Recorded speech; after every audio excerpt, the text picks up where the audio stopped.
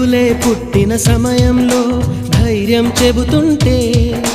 గొడవే పెట్టిన తరుణంలో తిడుతూనే వేడుకుంటే, కష్టం కలిగిన ప్రతి పనిలో సాయం చేస్తుంటే, విజయం పొందిన వేళలలో వెనుతట్టి మెచ్చుకుంటే,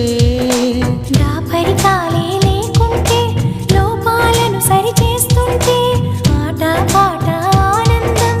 అన్నీ చెరి సగమవుతుంటే ప్రేమంటారా